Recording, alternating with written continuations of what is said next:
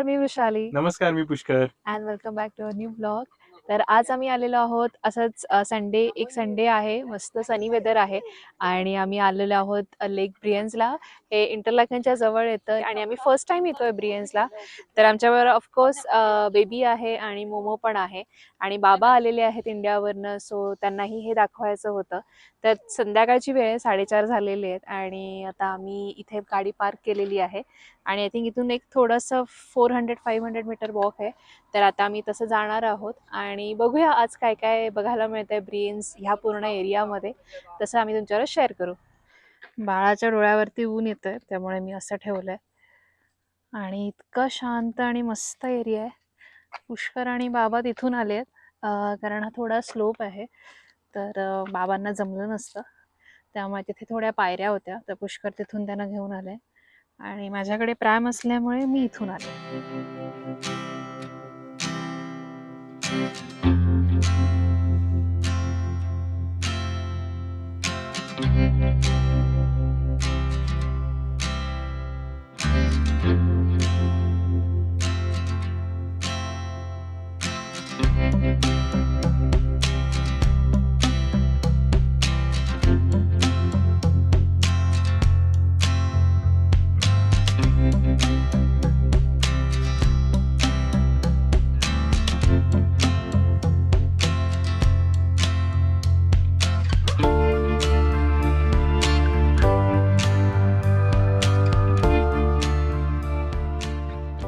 आता आम्ही आलेलो आहोत ब्रियन्स प्रॉमिनाडला. मगाशी जिथे आम्ही उतरलेलो खरं तर तो एक रॅन्डम स्पॉट होता ऑन द वे आणि तिथे पुढे सगळे प्रायव्हेट प्रॉपर्टीज होत्या, त्याच्यामुळे प्रॉमिनाडचा म्हणजे लेकच्या साईडला खाली यायला काही वे आउट नव्हता.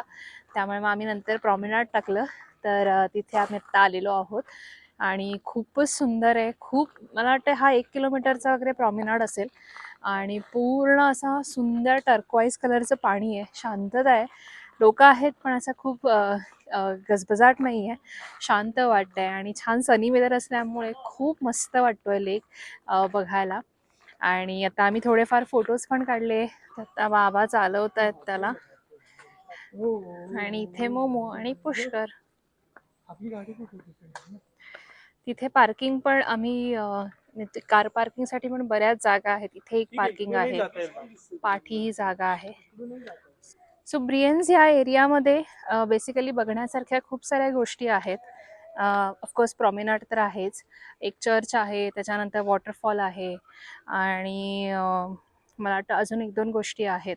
पण आम्ही काही ऑफकोर्स तेवढं सगळं काही कवर नाही करणार आहोत, कारण आम्ही एक तर संध्याकाळी आलेलो आहोत, तर एक रविवारची संध्याकाळ घालवायची होती आम्हाला आणि वेगळ्या ठिकाणी जायचं होतं स्वित्झर्लंडमध्ये, त्याच्यामुळे आम्ही इथे आलेलो आहोत. तर आता इथे थोडा वेळ प्रॉमिनाडला बसू आम्ही, काहीतरी खाऊ वगैरे किंवा थोडासा थांबू, मजा घेऊ, फोटोज काढू. त्याच्यानंतर आम्ही जाणार आहोत एका रेस्टॉरंटमध्ये, इंडियन रेस्टॉरंटमध्ये, जिथे आम्ही 1-1.5 वर्षापूर्वी पण गेलेलो.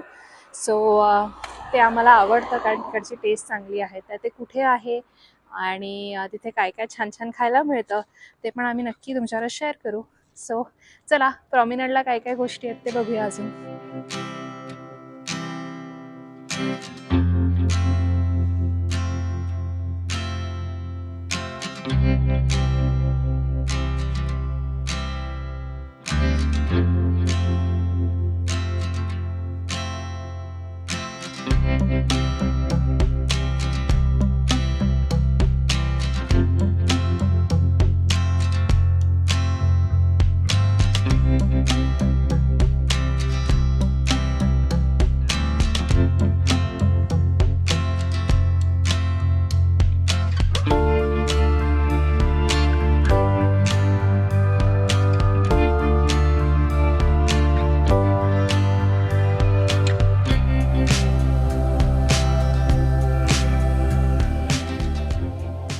कसं वाटतंय पुष्कर?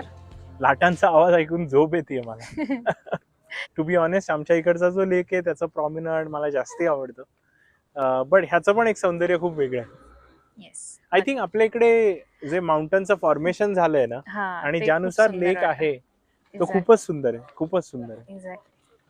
पण हा पण इतकाच हा पण ह्याचं पण ह्याची एक वेगळी ब्युटी वेगळी आहे. येस ह्याची एक ह्याची एक वेगळी ब्युटी ब्युटी आहे. आहे. मोमो आमची काय मोमो मज्जा. ये इकडे. आधी फक्त एकच मोमोची मोमो बॅग ये असायची, ये आता ये.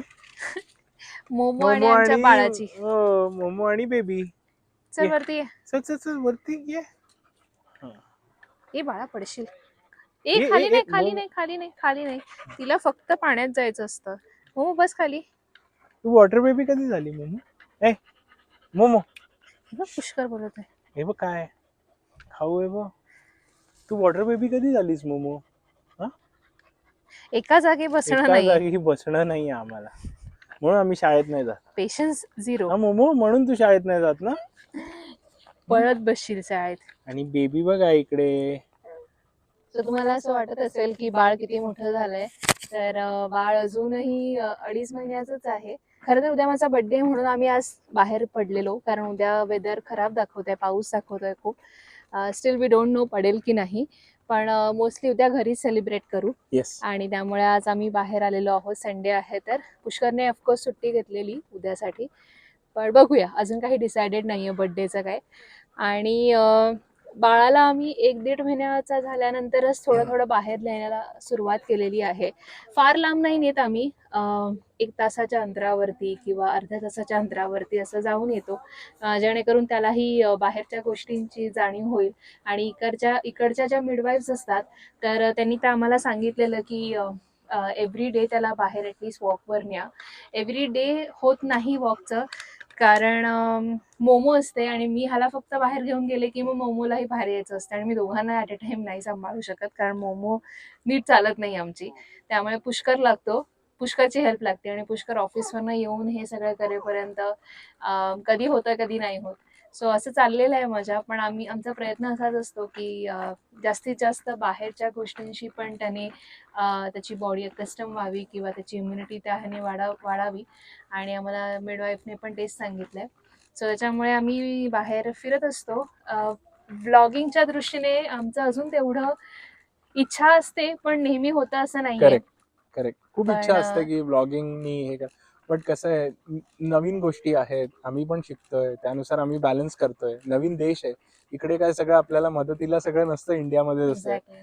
त्यामुळे आमचं आम्हाला बघावं लागतं. तर त्यातनं वेळ काढून कसं काय होईल त्यानुसार आम्ही बनवत राहतो. प्रयत्न हाच आहे की आम्ही रेग्युलर राहू, बट बघूया.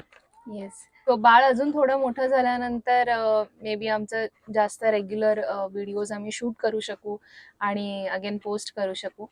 पण मजा येते, सगळी नवीन जर्नी आहे. आणि Correct. आता आता छान छान असं वाटायला लागले. सुरुवातीला थोडा स्ट्रेस होता, कारण ऑफकोर्स म्हणजे एका बाईला तर खूपच मेंटली, फिजिकली आणि सगळ्याच गोष्टीतनं जावं लागतं, आणि ॲट द सेम टाइम तिच्या बाळाच्या वडिलांनाही. सो त्यामुळे पहिले 1-1.5 महिना खूपच वरखाली होते. खूपच आणि वेगळा देश आहे, वेगळी भाषा आहे. हो, त्यानुसार इंग्लिश बोलणारे डॉक्टर्स मिळत आहेत, नाही मिळत आहेत, चांगल्या गोष्टी इकडे व्यवस्थित होत आहेत का, ह्यांचं सगळं पद्धतशीर असतं. त्यामुळे असं Correct. Out of the way काही आपल्यासाठी स्पेशली काही होत नाही. बरोबर. जसं आपल्या इथे कस्टमाइज केलं जातं, इथे कस्टमायझेशनचं ऑप्शन नसतं. जे आहे ती प्रोसेस फॉलो करा. Correct. त्यामुळे खूप टाइमली गोष्टींना आधीपासून प्लॅन करावं लागतं. तुम्ही ऐनवेळीच काही नाही करू शकत. Yes. तर आम्ही आमचं बेस्ट केलेलं आणि त्यामुळे सगळं सुरळीत झालं. Yes. खूप अभ्यास केला आहे ह्याच्या पाठी, खूप गोष्टी इकडच्या माहिती करून घेतल्या, हे केलं, आणि मग त्यानंतर सगळ्या गोष्टी सुरळीत पार पडल्या आणि वेळेवर झाल्या.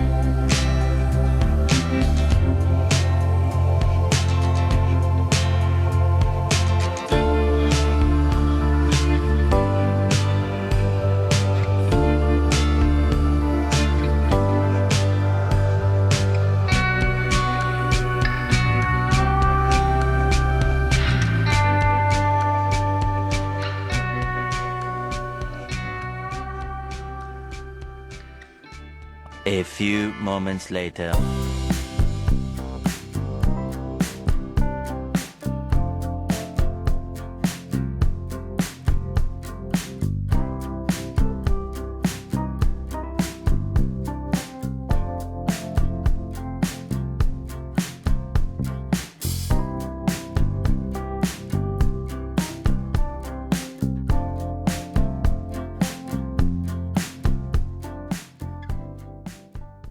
आम्ही इथे दुसऱ्यांदा आलो.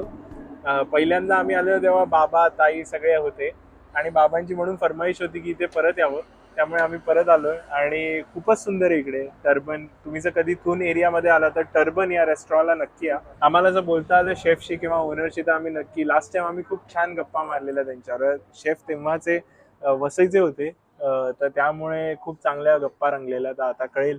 आणि आम्ही मागवलंय समोसा, पकोडे आणि मसाला चहा, कारण आता दिवसभर आम्ही बाहेर आहोत त्यामुळे मसाला चहा तो बनताय.